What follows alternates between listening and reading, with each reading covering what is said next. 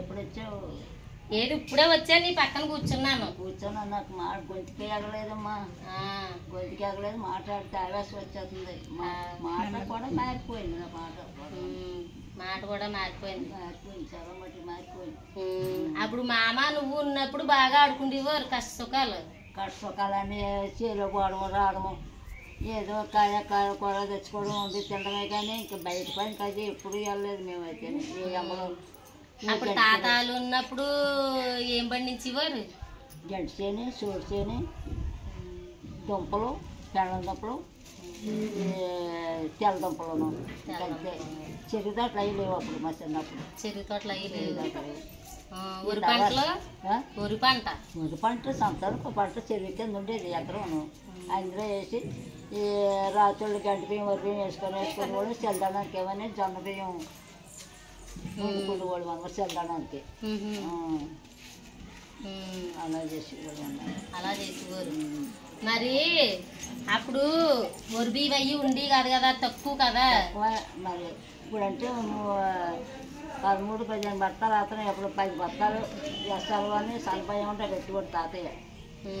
అవి అలాగే ఆడించుకోవడం, దంచుకోవడం, ఆ వరి బియ్యం గంట బియ్యం కలపోసుకోవడం. అలాగే కాలం గడిచిపోయేది అనమాట. కాలం గడిచిపోయేది.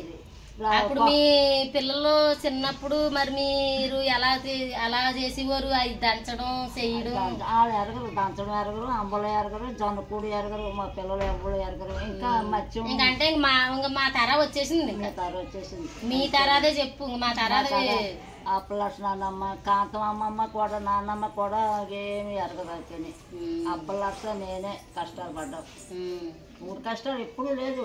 ఏదో అజ్ఞానం దంచుకోవడం, వండుకోవడం, చల్లడానికే రాత్రి మళ్ళీ గంట బియ్యం వరి బియ్యం కలబోసుకోవడం, అవి తినడం తప్ప జొన్నకూడు కూరతోటి గట్ట తినివ్వడం కాదు. అయితే పొగటాలు ఏమైనా తవిడి బియ్యం ఏమో తవిడి పిండి అంబలు ఉడబోసేది, మడి బియ్యం పెట్టుకుంటూ కొంత అన్నం తిన్న దాని మీద చెరడు అంబలు తాగేవాడు. అది దుంపలు అయ్యి తాతాళ్ళు పట్టుకెళ్ళేవారు. మన వాళ్ళు వచ్చేసేవారు. దుంపలు అయ్యి అమ్మకం అది లేదు. ఆ దుంపలు తగ్గుతూ ఉండడమే. కానీ ఆడొచ్చి తోక వేసుకొని 15 కేజీలు 20 కేజీలు పట్టుకుపోయేవారు. బేరకోళ్ళు వచ్చి పట్టుకెళ్ళిపోయేవారు అనమాట. పట్టుకుపోయేవారు. వాళ్ళు పట్టుకుపోయేవారు.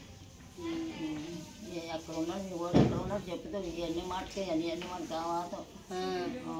ఇంకా మా పిల్లల తరా రాబోసరికి మీ తరాలోళ్ళు మీరు అందరూ అప్పట్లో అంత జొన్నను సోడంబలి తాగినా సరే ఇప్పటికీ కూడా మీరు ఇలాగున్నారు.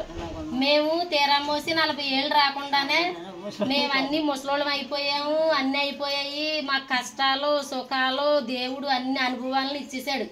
మీరు అప్పుడు జొన్నన్ను, కొర్రలు, సామలు అవన్నీ పండించి అంత గట్టి తిండి తిన్నా సరే మీరే దిట్టంగా ఉన్నారు. ఇప్పుడు మట్టుకున్నారు. మీ తిండి మీ ఇది దేనికి కూడా రాదు. కానీ మాకేటి ఇప్పుడు మేమంతా కూడా పిండిలో రాజ్యం లేదు. గెత్తం వేసుకొని పంట పండించేవారు. అది అప్పుడు బర్రెల పెంట తెచ్చేవారు, పొలాల్లో వేసేవారు, పండించేవారు. అన్ని రకాలుగా శక్తి ఉండేది మనిషిలోని. ఇప్పుడు ఏముంది, పిండిలు వచ్చేసాయి. దానివల్ల పంటకి కూడా విలువ లేదు. ఆ పంట తిన్న మనుషులకి కూడా విలువ లేదు. రోగాలు ఎక్కువ వచ్చాయి. అది మీ తరవాళ్ళకి మా తరవాళ్ళకి అదే తేడా. చూడండి ఫ్రెండ్స్, ఈ అమ్మ ఎవరో కాదు, మా నాయనమ్మ ఇద్దరు కూడా అక్క చెల్లెళ్ళు అనమాట. అంటే నాయనమ్మ చనిపోయింది. నేను యూట్యూబ్ ఛానల్ ఓపెన్ చేసేటప్పటికైతే నాయనమ్మ లేదు. నెక్స్ట్ నాయనమ్మ మా నాయనమ్మ అనమాట. చూడండి, అప్పట్లో వాళ్ళు అప్పట్లో అలా ఉండి కూడా ఇప్పటికీ కూడా మంచి హెల్దీగా ఉన్నామని మా నాన్నమ్మ చూడండి ఎంత హ్యాపీగా చెప్తుందో మాకు. కానీ నేను ఆవిడ మనవరాలని అయినా సరే మా వయసుకి వాళ్ళ వయసుకి కూడా ఇప్పుడు ఆవిడే ఏం చెప్తుంది అంతే. చూడండి, అప్పటికి ఇప్పటికీ కూడా మనలో ఎంత మార్పు వచ్చింది. కాలమానం అదైనా మనుషుల్లో మార్పా, కాలంలో మార్పా, మనసుల్లో మార్పు అనేది అది మనకు తెలియాల. అంతేకాని ఇప్పుడు అంతా ప్రేమలు ఆప్యాయతలు తగ్గిపోయినాయి, అనురాగాలు తగ్గిపోయినాయి. ఎక్కడ చూసినా స్వార్థం పెరిగిపోయింది. స్వార్థం అనే లోకం అయిపోయింది ఇది. డబ్బు ప్రధానం. డబ్బు ఎక్కడుంటే 10 మంది అక్కడే ఉంటారు. కానీ అప్పట్లో అలా కాదు. అప్పట్లోని డబ్బు ఉన్నా లేకపోయినా అప్పట్లో తినే తిండికి, మనుషులకి, ఫ్యామిలీకి, అనుబంధాలకి, అనురాగాలకి అప్పుడు చాలా విలువలు ఉండేవి. కానీ ఇప్పుడు ఆ విలువలు ఒక మనిషి వెళ్ళి కలుబొరితనంగా తిరిగినా ఇది ఇంతేరా అని ఒక గడ్డిపోసలాగా తీసి పారేస్తున్నారు. ఏంటి తెలుసా ఫ్రెండ్స్, ఇప్పుడు ఓ 10 తులాల బంగారం వేసుకోవాలా, పట్టు చీర కట్టుకోవాలా, ఎత్తుమాడం చెప్పులు వేయాలా, కళ్ళకి అద్దాలు పెట్టుకోవాలా, చెవులకు జొంకాలు పెట్టుకోవాలా, హ్యాండ్ బ్యాగ్ పెట్టుకోవాలా.